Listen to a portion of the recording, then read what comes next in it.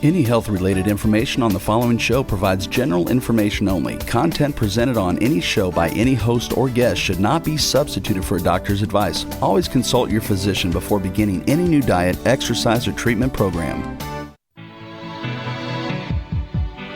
Welcome to Accelerated Health Radio on W4HC Radio, where you can learn to accelerate your body, mind, and spirit to reclaim the true potential that exists within you through cutting-edge wellness, tools, and modalities. Here's your host, Sarah Banta. Welcome to Accelerated Health Radio. I'm your host, Sarah Banta, and I'm a health coach, natural supplement expert, and a busy mom of 3 teenagers. I believe that your body does want to and is capable of rebuilding and healing itself, regardless of what chronic disease you may have. I'm here for you to answer your questions and bring you innovative and cutting-edge technologies and health solutions to empower you in your ability to reach your optimal state of health. This week, I wanted to focus on hormones, and with our guest, we're going to talk a lot about the female hormones in relation to diet and detoxification. But first, I wanted to focus a bit on men and testosterone, maybe a little bit in honor of them during Father's Day week. But so let's talk about testosterone, the benefits of it. And I've always said, even as a female, testosterone feels good. We need it. It gives you that drive for life, an increase in muscle mass, increased heart health, increased libido for both men and women, stronger bones, better energy, and better fat burning. And when you don't have enough testosterone, even as a woman, you will constantly be tired, possibly depressed, have a higher risk of Alzheimer's, increased fat storage, and that low libido. And as we age, unfortunately, our hormones do get out of balance, and we need to make sure we're stabilizing them, including that testosterone. So what happens when it's low? Symptoms in men can include prostate enlargement, low libido, erectile dysfunction, shrinking testes, muscle mass loss, inability to maintain that definition, loss in vitality in general, loss of body hair on the lower parts of your legs or chest. You can get man boobs and a higher voice. And these are symptoms that no one wants to experience. The symptoms of low testosterone in women, which I've experienced, are similar, and they include fatigue, a lack of sex drive, lack of motivation, some weight gain that you can't explain, inability to maintain that muscle definition. So what causes this? Number one, insulin. Insulin. When insulin is chronically released from the pancreas, it shuts down the production of testosterone. And insulin's job is to shuttle the carbs and sugar out of the blood and into the fat cells. So your body releases insulin when only you're eating the sugar and carbs, and that mechanism automatically shuts off the production of testosterone. So furthermore, as you're insulin resistant and overweight, your fat cells hold more estrogen, and estrogen increases fat storage, and it's a vicious cycle. Estrogen goes up, testosterone goes down, and being overweight increases insulin resistance and can lead to that type 2 diabetes we talk about. Increase in insulin decreases the production of testosterone, increases estrogen, and then can lead to sleep problems. All of these factors will lower your motivation and your feel-good hormones. So the second reason would be sleep, like I just mentioned, and most testosterone is released during sleep. So if you're not sleeping that well, that production is disrupted, and that vicious cycle continues as the low testosterone leads to poor sleep.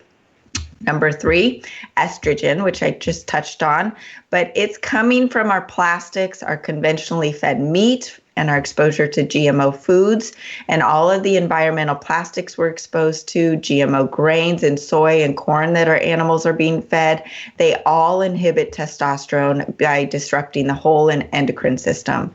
Not only do they lower testosterone, but they've been shown to cause reproductive harm in baby boys, linked to cancer, linked to early puberty and infertility. And these toxins affect your hormonal balance in addition to negatively affecting the health of your future bloodline. So what you're doing is going to affect generations to come. So it's a pretty big responsibility. Anytime estrogen is increased in the body, testosterone automatically decreases. Number 4, chronic cortisol. So testosterone and human growth hormone are the anabolic hormones of growth and repair. And that counter hormone is cortisol, the stress hormone, as it is catabolic and breaks things down. They cannot coexist. So when cortisol is high and stimulates the adrenals, it lowers testosterone. However, if you release cortisol during exercise, it doesn't reduce testosterone, and that's probably because the adrenals contribute to free testosterone. Therefore, stress from fear, anxiety, and overworking will cause chronic cortisol to be released and lower your testosterone. But stress from exercise won't do it. Number 5, having low thyroid. A low thyroid hormone can be caused by an iodine deficiency, which we're going to talk about with our guests, hormonal imbalance, autoimmune issues like Hashimoto's, poor sleep, chronic stress, and extremely low-calorie diet. If you have low thyroid, it can lead to low testosterone. Number 6, a low-fat diet. Fat is needed to give the body cholesterol, which is needed to make hormones. Without cholesterol, your body cannot make the proper sex hormones, which includes testosterone. And number 7, low vitamin D. Vitamin D is actually a steroid hormone that helps produce testosterone. Low testosterone and low vitamin D are interrelated, and it's not only inhibits testosterone production, but also suppresses the immune system in general. And that's why people are really talking a lot about vitamin D and the immune system at this state of the game with what our world is going through right now. Number 8, fatty liver. If you have fatty liver, it suppresses the production of testosterone and increases estrogen. And that can come from drinking alcohol, and it also can just be coming from eating a high-carb diet. Number 9 is high iron. And this is an interesting one because iron is necessary for healthy metabolism, and a lot of people need to increase their iron. But too much isn't a good thing. And as we age, we accumulate more iron and have a harder time eliminating it out of the body. It will cause cirrhosis of the liver, inflammation in the joints, and increase oxidative stress. And you can increase zinc and avoid the iron supplements and incorporate intermittent fasting, and those 3 will help lower your iron levels. Number 10, substance abuse and also just medication. Alcohol, marijuana, statin, drugs, blood pressure medication, and diabetic medications will all reduce your testosterone. These things will actually turn testosterone into estrogen in the body, and that's why so many men actually start to grow man boobs and lose their body hair on their chests and their legs. And lastly, unfortunately, pornography and masturbation, they both reduce testosterone. It's also linked to depression. But on the other hand, sexual activity with a real person can actually increase your testosterone. So there's that. So what are ways that you can actually increase your testosterone? Number 1, get that sleep. Easier said than done, but really focus on stabilizing your blood sugar before you go to bed. Eliminate that exposure to light. Abstain from your cell phone 3 hours before bedtime. And you really want to go to bedtime before 10:30. And that is a key number because it sets your circadian rhythm. So number 2, I recommend taking accelerated keto, the supplement. It will put you into ketosis within 30 minutes, and then you add in the ketogenic low-carb diet. And this will help reduce your insulin resistance, and your testosterone and human growth hormone will increase. And every time growth hormone increases, testosterone follows. Number 3, you can take a supplement called Virility Caps, which promotes male fertility, is useful for impotence and poor sperm count and poor sperm mobility. And you can also take accelerated iodine. Iodine deficiency is so prevalent. 96% of the United States is deficient in iodine. It's linked to hypothyroidism, Hashimoto's, and an imbalance of hormones in general. And not all iodine is equal. Most are hard for the body to break down, where accelerated is monoatomic, meaning there's just one atom. It's 100% bioavailable, and it's able to detox the body from heavy metals and toxins like fluoride, bromide, and chlorine as well. You want to add in intermittent fasting, and by squeezing your meals within a short period of time, you'll reset that insulin sensitivity and increase your testosterone and growth hormone.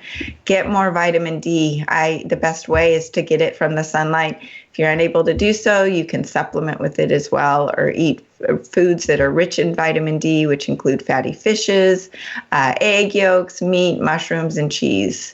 And you can also incorporate HIIT exercise, which is high intensity interval training.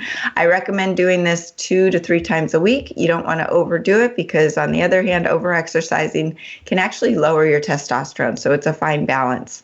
You can also eat anti-estrogenic foods, which I'd love to pick my guest's brain about, foods that will help decrease or detox the body from the bad estrogens in the body. So those are your tips for incorporating and increasing the testosterone in your body. And we're going to take a short commercial break and come back with our guest. Are you wanting to optimize your physical, mental, and emotional health? Visit www.acceleratedhealthproducts.com. Accelerated Health Products to detox, reset, and rebuild your immune system naturally, and to accelerate your body, mind, and spirit with cutting-edge supplements and solutions. Get Sarah Banta's personal advice on a protocol just right for you. That's www.acceleratedhealthproducts.com.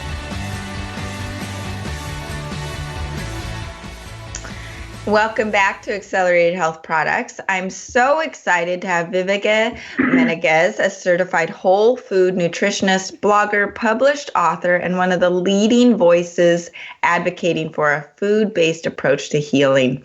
She was the first one to use the now popular expression Keto Paleo to describe her lifestyle and way of eating. She's the founder of the Healing Foods Method, an online nutritional program where she works one-on-one with clients to turn their health around utilizing therapeutic ketogenic foods for healing, which is Keto Paleo. Tracing back to her Italian origins, she's a passionate cook who loves the healing of food and has been sharing with millions through her blog, The Nourished Caveman. She's also the author of 3 cookbooks, The Ultimate Paleo Cookbook, The Big Book of Fat Bombs, and her latest book, The Keto Paleo Kitchen. Welcome, Vivica. How are you this morning? I'm doing great. Thank you, Sarah. Thank you so much for having me here. Well, I'm so excited because, everything that you represent it's what I promote. And I love the fact that the keto paleo term, because keto can be so dirty. I mean, you can do keto and do it the right way or the wrong way. And I like you, came from paleo to then keto, and I've really tested out a whole bunch of dietary theories. But I want to start with your journey. And I love your Italian accent, by the way, and I love where you come from. And what's so funny is that my husband, as we are a ketogenic family, he always says, the one thing I miss is Italian food. And you, coming from Italy and being a cook, obviously there's a way to cook Italian food that is keto. So, but I'd love to start with your story. Yeah. So, sorry. Early morning and pollen. My voice refuses to start today. No worries. So, yeah, I actually love food, all food. And, of course, I love the food of my origins. I think Italy has some of the best food in the world. And I try to translate a lot of Italian recipes, especially my latest cookbook, the Keto Paleo Kitchen. So I gave it a good try. Of course, we cannot just I don't believe in translating every recipe and just changing an old way of eating into keto-fy everything, because I think that there should be some modification in the way we think about food and carbs and, the health of foods when we change our lifestyle. But going to my story, so yeah, I was born and raised in Italy, and I stayed in Italy until I was 19 years old, and then I moved to Germany. And when I lived in Italy, my first 5 years of life, my parents, my mom and my grandma had a restaurant and a hotel. So a lot of the time that, I was around my mom as they were both working, I was like following them around, and I spent a lot of time in the restaurant with them and in the kitchen. And I remember like growing up eating basically the same thing that they ate. And, when I was a kid, I was so lucky because there was no such thing as a kid's menu. Kids ate exactly what the adults ate, and there was no problem. That was just normal, I was like, also like some time ago, and maybe things have changed in Italy since then. But when I grew up in like the 70s, we ate everything. So I grew up eating things like pickled trout and fried brains and liver, almost like, multiple times a week, I remember. And for me, it was absolutely normal. There was no questions asked, and sometimes I feel it's really how you present things to a person or a child. If you present something as being questionable, they will question it. And if not, they might just accept it as the most delicious thing on the planet. Anyway, so from an early age, I developed definitely a love of food and a love of cooking. And also was raised with really healthy eating habits. We didn't have candy barely. I remember having, dessert like for my birthday as a birthday cake or, ice cream once in a while, but really didn't have that candy mentality like in the United States and that sugar dependence that we see here a lot. And so I think I was, started off with an advantage with comparison to many other people. But then, of course, we all have our health journey, and usually it's through our own personal health journey that we come to the deepest learning and realizations, and that's how we can help other people the best through overcoming our own challenges. So to make the long story short, my life has been quite adventurous. I lived in Germany, I lived in Spain, and then I traveled for a while. Then I finally came to California. I still went back and forth for a couple of years. And then I finally settled back here and, settled in Los Angeles. And I started going to school shortly afterwards. I went to community college, completely different direction. I was studying fashion and then photography. I wanted to be a fashion photographer because, I'm from Milano. That's what I was raised around. I thought that was really fun. And as I went to photography school, eventually I went to a real college. And through my studies of photography, I started shooting for magazines that shot restaurants. And so I started, working with food and chefs and in the kitchen and photographing food. And then it was just like, my passion really came back. And so I became a food photographer, and I was a food photographer for like successfully 5 years, shooting for a lot of national magazines and traveling. And, I did really well, and I love doing that kind of work. But I also, love traveling. So here I was going again as I moved to Brazil, and I was going back and forth between Brazil and the United States. And then eventually I bought a house there. And I started a business in Brazil that was like more about my other passion, sustainability. So working with indigenous people and importing crafts. And so I stopped being a food photographer, but food has still always been my passion. And, traveling and eating foods from all over the world. And eventually, I started having some issues with my gallbladder. And that was like the first thing. And it started really early when I was like in my late 20s. And my gallbladder, I started having gallbladder attacks. And I didn't even know what it was. So I started working with the chiropractor who did a very little bit of nutrition. And I always use an alternative therapy. Never went to a doctor for that. Never went to a doctor for anything, actually, except, maybe that infection occasionally. But I always loved alternative therapies. So starting with my gallbladder, I started becoming more and more aware of my body to the point that in my late 30s, my gallbladder issues were becoming worse and worse. So I started trying to detox my body. And the first thing I did was a raw food diet, and I did it for a month. And the first time, of course, it worked well because it's an extreme elimination diet. But then I started not feeling so good on it. And eventually, I was so lucky, and I found a chiropractor who became my friend and my mentor, Dr. Deborah Penner in Chico. And she asked me to go study nutrition so I could work for her, and really pushed me into it. She was really persistent, and I didn't want to have anything to do with it. But that's how basically my life completely changed at that point. And we moved away from Los Angeles and moved to Northern California, started working for Dr. Penner, and started studying nutrition under her guidance. And she was changing her practice to a nutrition practice as well. So we studied together and started working with real patients right away. I was so lucky because I took the fast lane in learning. I was just thrown into the pool and swim.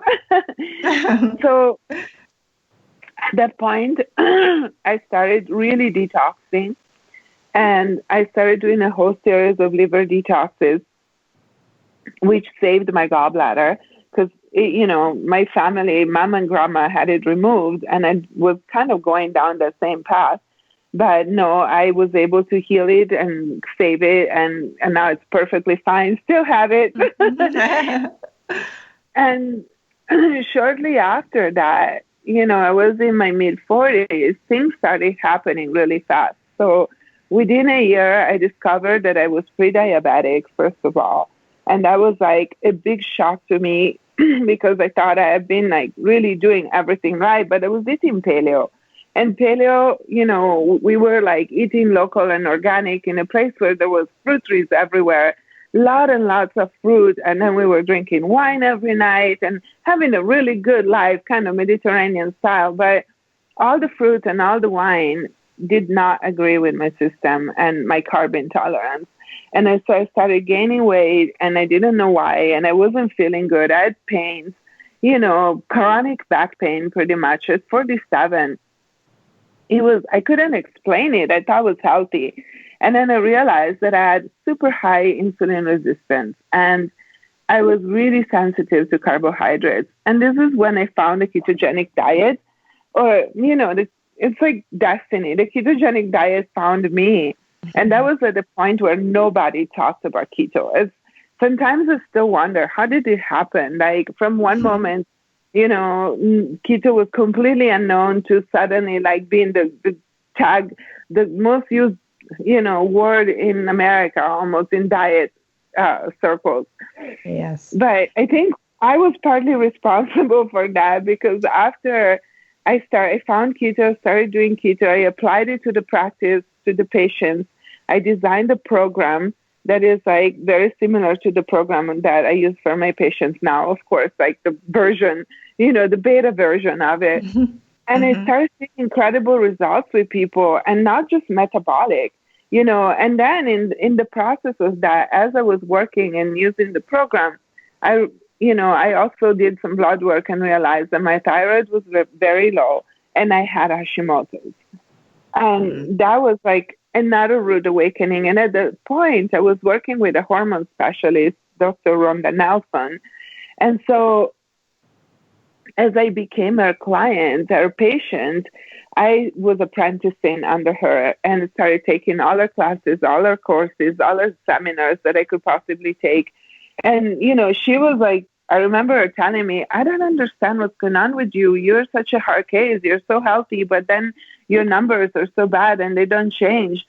And so I've, always been kind of a hard case, which I think that it was divinely orchestrated so that I would go through like a really big effort in order to find the root causes for disease so that I could heal them and then help other people do the same. I feel the same way, Vivica. That's exactly, as you're talking, I'm thinking, oh my gosh, this is so similar to my story, because I truly believe there's a divine intervention of taking you through that deep, dark, challenge that you need to resolve in yourself to be able to help others. But go ahead. It's giving me the chills because I feel the exact same way. Yeah, I know that many of us who are practitioners of different modalities, they call it the wounded healer in, psychologists or like emotional work, but it's the same thing, It's really those of us that have been through the challenges, because I really believe in having tried things on my own body before I give them to my patients. Mm-hmm. I don't know how doctors can, rightfully with a good conscience, prescribe all these different medications they have never tried. Mm-hmm. Because I worked with the supplement lines that I work with currently for years. And, especially one, I've been a patient using the supplements for 20 years before I started being a nutritionist.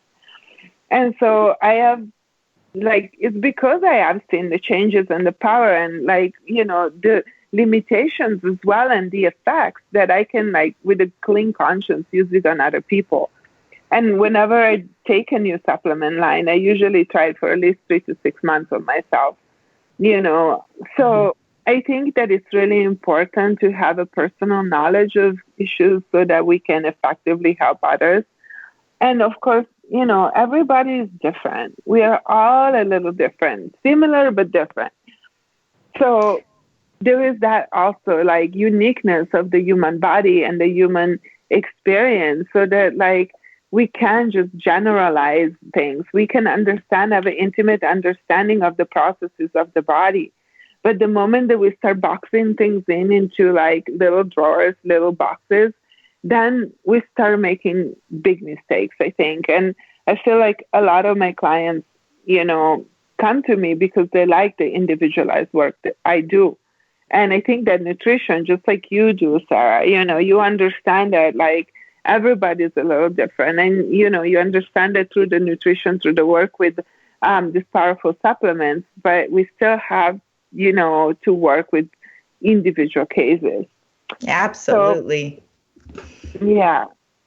Well, so that's how I solved my Hashimoto's. And, you mentioned the iodine, and I'm sure you want to ask me about it, but yeah, I would love to talk to you about the importance of iodine. And since we're talking about the thyroid and Hashimoto's, which is an autoimmune disease, and I want to get into your thoughts on autoimmune in general, but the importance of iodine, and this is something that I didn't realize was so important until, 2 years ago. I'd always taken an iodine because I had hypothyroidism, and it essentially probably was Hashimoto's, and I've healed myself from insulin resistance as well. I mean, your story and my story are very similar. I feel like and when you said gallbladder, and I didn't realize that was part of your story, that was mine. And when I went to my natural practitioner, he said, "Oh my gosh, Sarah, if you had gone to the medical doctor, they would have ripped it out right away." The gallbladder surgery is the number one surgery, and it's the easiest moneymaker for the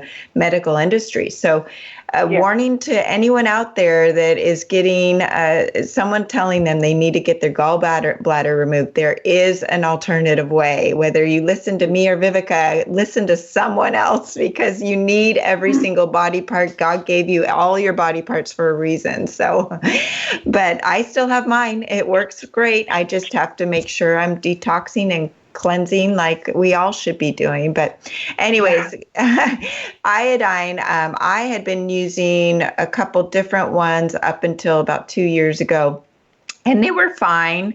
But then when I started the one that you and I both use, and it's you can find it at Accelerated Health Products. It's called Acceleradine, but it's monoatomic. Oh my goodness. The day I took that, I felt the difference between the other iodines in this one.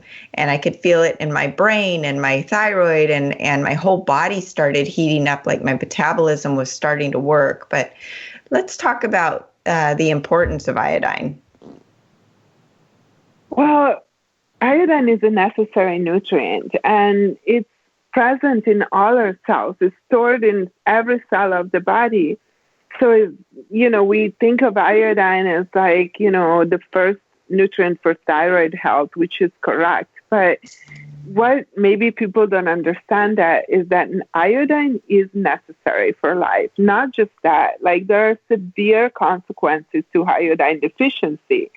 And I really feel, you probably have talked about this, but like how iodine has been villainized by the medical community and, research as the pharmaceutical companies have come up with like, medications that were taking the place of some of the, roles that iodine had and the effects that iodine had.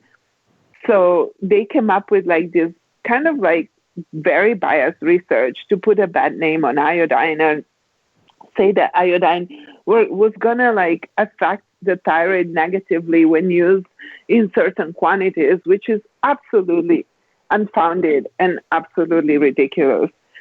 So, so iodine is used to make thyroid hormones, but it also has this really important function of keeping the body, it binds to receptors, is needed by the cells. So when the body is deficient, the body will pick up things that are similar to iodine because it's so desperate for this iodine that it will try to replace it with substances that are not always clean. So like, for example, halogens, like chlorine or bromine or, any other halogen toxic substances that don't belong in the body. But the body is so desperate for the iodine it needs to function that it will actually absorb. And it's also, there is this concept of like molecular mimicry where the body sometimes, and we can talk about it about Hashimoto's and gluten, but the body will take up a substance that's very similar to another sometimes to replace it, or just like, they're kind of like switching because they're so similar. And that happens with iodine and things like chlorine, that it's a very similar structure of the molecule, so the body can mistake it as well. So when we are iodine deficient and then we end up soaking in, let's say, a swimming pool full of chlorine or taking a shower with tap water full of chlorine, that will soak into our body, and the skin, which is one of the places in the body where you store iodine, and it has no iodine stored because it's severely iodine deficient, like about 80%, 90% of Americans, the body will just take up that chlorine and just put it and store it in the cells inside of the iodine. And to me, this is one of the main reasons why so many issues. Also, iodine is stored in the breast tissue. It's very important for breast health, something that is not often talked about. So when there is an iodine deficiency, the breast becomes toxic. And look at the incidence of breast cancer and breast tumors, the breast lymph nodes getting toxic. This is something that I don't think is talked about enough. The importance of having the right nutrients, and otherwise the toxicity that ensues when that nutrient is absent. So all the halogens stored.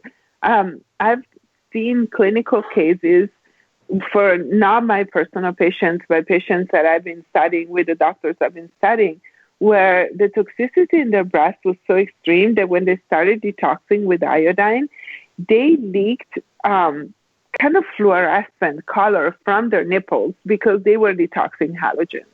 Wow. And it's crazy to think about it, but I saw pictures and like I couldn't believe it if I didn't see it.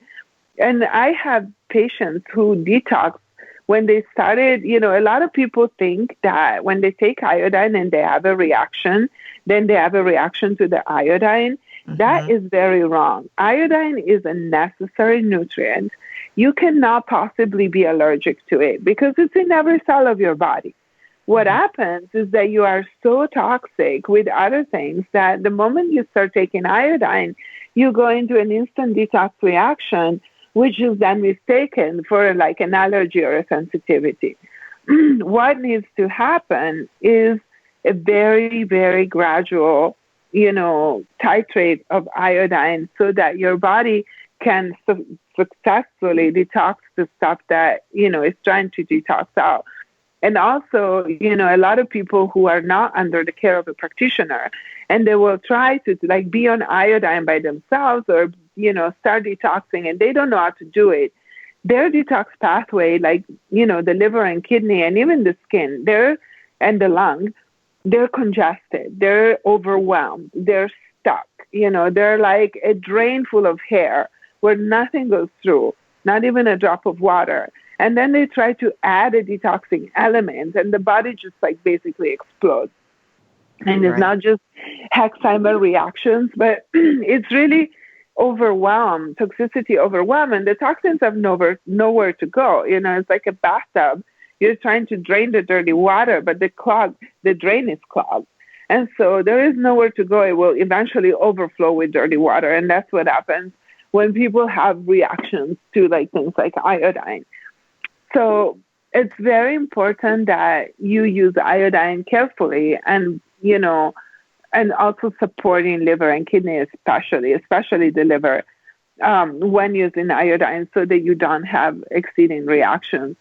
That's what I would recommend. That's what I do in my practice. But without the iodine, we can't make thyroid hormones. And I think that this crazy epidemic of hypothyroidism, just like me and you, Sarah, we were hypothyroid. I was definitely iodine deficient.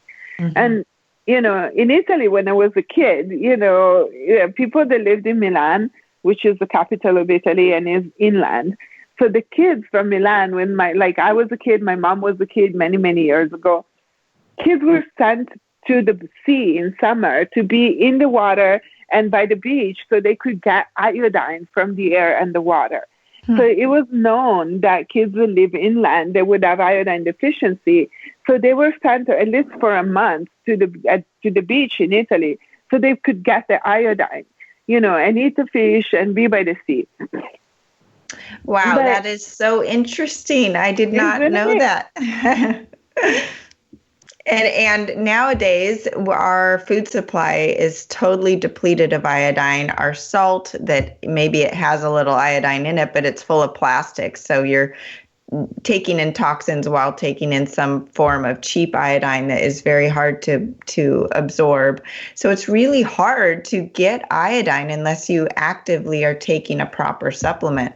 And one thing that I didn't realize was that iodine was used during the Spanish flu because not only, in addition to all the things you're talking about, but it has antiviral, antibacterial, antipathogenic properties to it. So it is so important for your immune system as well.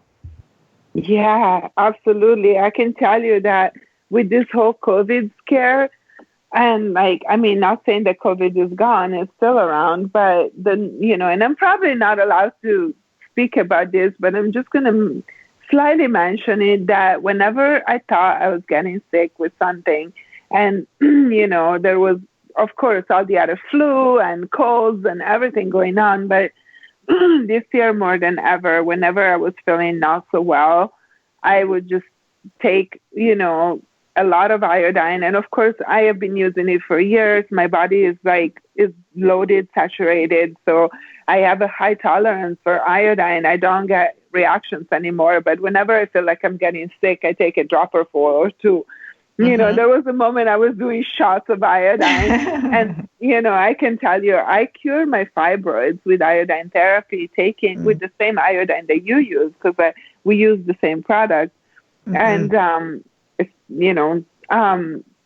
and I was doing 90 drops 3 times a day. People don't think it's safe to use these high quantities of iodine, but sometimes this is how we really clean out our bodies.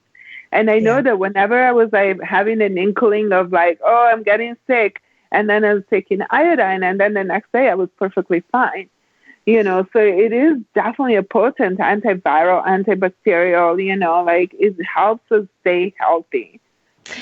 I'm so glad you brought up fibroids because, like you said, people think of iodine as just for thyroid health, but for women's health and ovary health, breast tissue, and fibroids. It's so amazing in what it can do in boosting your immunity and your health of those tissues and every tissue in your body. But it's just, I feel like it's the lost supplement that everyone forgets about, but it's so essential and so important. Mm-hmm. And we are getting so close to time. I want to make sure we hit on just your detox in general, as we're talking about iodine. And I love, and I'm going through this with my own father at the time. He's got some health things going on, but his diet isn't perfect. And I always tell him, if you're going to detox and rebuild your system, you got to shut off the faucet of the bad stuff. We will have the same analogy, you and I. That's funny.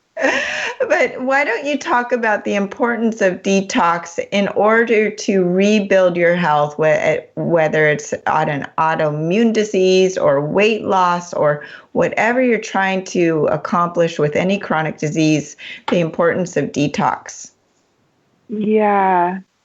For me, I work with the principles of nutrition. And I was talking to a patient yesterday. I have a very young patient. She's 17, and she's already dealing with very serious health matters. And I was telling her that if we follow the principles of nutrition and we do it really consistently, things will happen. And the first principle is remove the bad. That's all we have to do. It's remove the toxins, remove what's making us sick.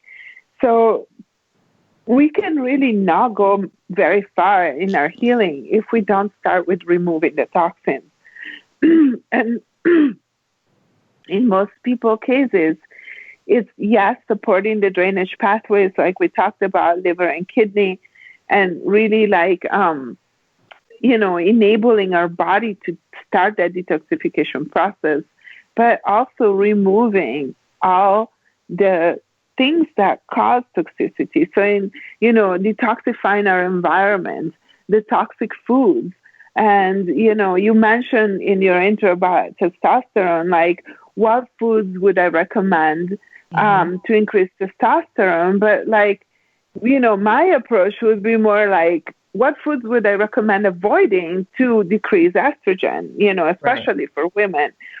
So for me, it's more instead of adding something, sometimes we need to remove something first, So I would start by really looking at all the estrogenic foods, like the soy and the phytoestrogens and, all the food with added hormones, and remove those before you even think about adding something that stimulates another hormone. You know, so that's for me, it's the principle of detoxing, start removing the things that make you sick. And, then you can also add, the second step is start adding the things that make you healthy. So add the nutrients in. And iodine is kind of an interesting, a wild card there because it does both. It helps you remove the toxins and it helps you bring in the nutrients. So, it's a really interesting character in the nutrition world. Yes, I totally agree. It's more important to remove the bad stuff before you put in the good stuff. I had a friend that used to say, let's detox so we could retox, and meaning that she was then going to go out and drink and eat junk food that night after her big workout. And I thought, why would you do that? Taking 2 steps forward and 4 steps back. It doesn't make sense to me. But so let's talk a little bit about autoimmune disease in general and how your approach on healing autoimmune. So for me, I have a very specific view on autoimmune diseases, and that comes from the way I learned about them, which I really believe in, which is that autoimmunity is a phase of disease. So any kind of degenerative disease will turn to autoimmune eventually, because autoimmunity is understood as being an issue of the immune system.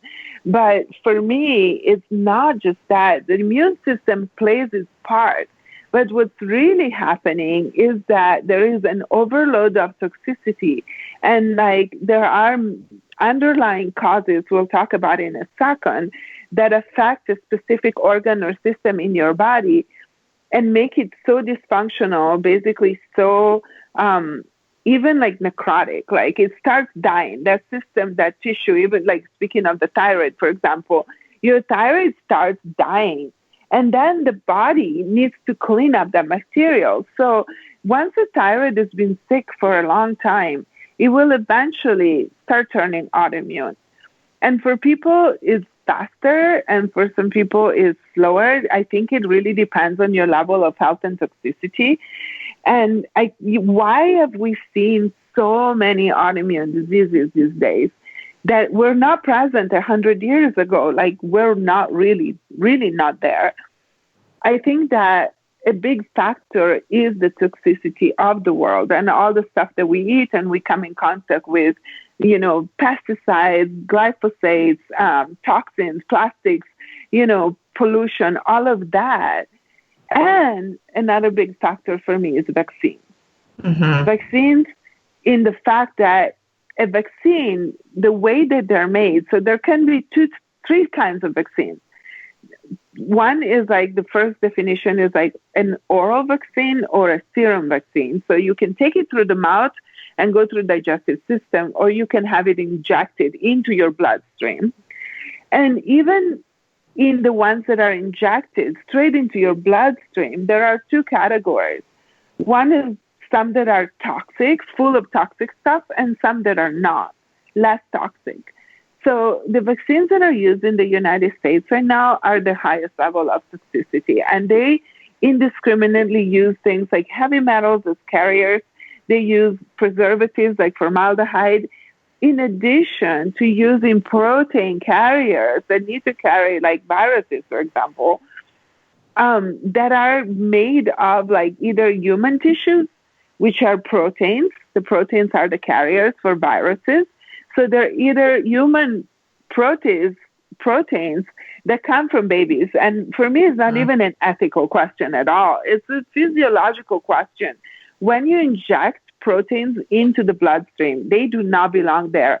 Foreign DNA does not belong in your bloodstream. So what happens is that foreign DNA that is supposedly carrying, just used as a carrier for the virus that your immune system needs to come in contact with, but that DNA will go into your bloodstream and cause a chain reaction and stimulate your immune system as, creating antibodies to those antigens. So, yes. That's how we start autoimmune diseases in many cases. And, this is a so taboo kind of topic because there is a big machinery around it, that doesn't want people to talk about that. But we need to be aware of it. Especially right now with the talk of vaccines and COVID and everything. And it's definitely a topic. And Vivica, I'm so sad we are almost out of time. And I have so many more questions for you. So we're definitely going to have to do this again. But before we go, sure. Can you please tell everybody where they can find you and about your programs that you offer? Yeah. I work with patients. I have a program. I'm working one-on-one with clients who want to really go in depth of their health and like resolving the root causes of their health and transforming their lifestyle using different health approaches. Definitely the ketogenic diet is one of them, but not just that. Like, it's very individualized. And so it's called the Healing Foods Method. And people can find it through my website, thenourishcaveman.com. And people can also reach me directly at Vivica@thenourishcaveman.com. Just shoot me an email or go through my blog. There is an inquiry form on my blog for people who want to work with me. And they also can find me on all the channels on YouTube. I have a lot of videos on Facebook, my page, The Nourish Caveman, and same for Instagram. And thank you so much for having me, Sarah. That was wonderful. My goodness. No, you are my favorite type of guest because you've lived it, you've recovered yourself, and you are doing it for all the right reasons. It comes from your heart and you can tell. And everybody, you can, on her website, she's got recipes and obviously the recipe books I definitely recommend. Amazing. And there's fun, delicious ways to eat the way she's talking about. You don't have to suffer at all. In fact, I think you're eating more delicious foods. So anyways, thank you everybody for joining us today. And if I can help you with any health issues, you can contact me, Sarah Banta. It's sarah@acceleratedhealthproducts.com. I'm happy to help you and put together a protocol of supplements and steer you in the right direction. I know sometimes it's hard to know where you can start. And you can follow me on Facebook, Instagram under Accelerated Health Products, and my YouTube channel under Accelerated Health Radio. You can also find me in this episode on iHeartRadio, iTunes, Stitcher, Pandora, or whatever podcast platform you subscribe to. I also do Accelerated Health Bites, where I do short informational videos about health topics and solutions that you ask about. And if you have a condition or a topic you want me to address, let me know. I'm happy to do it. And if you like what you heard today, please hit the subscribe button and share with a few friends who may need my help. As you share my channel, it helps me help more people like you and bring more cutting edge guests to my show. Also, it is harder and harder for us people like Vivica and I to get the word out, as the Facebook and Instagram and Google are suppressing some of our content because they are not into all of this natural health healing. So anyways, the more help you can give us, the better we will all be off and the more people we can help. Don't miss next week's interview with Elle Russ, when we will talk about how to gain that confidence back you need to thrive. And we'll have an exciting giveaway announcement again as well next week. And you can find the supplements and a lot of informational videos at acceleratedhealthproducts.com. You can also use coupon W4HC20 for 20% off site-wide, including all the supplements we mentioned today. Thanks again for joining us on Accelerated Health Radio, and have a great week. Thank you for joining us today on W4HC Radio for Accelerated Health Radio with Sarah Banta. Make sure to tune in every week at 11 a.m. Eastern Standard Time to uncover your highest potential through natural and innovative wellness modalities.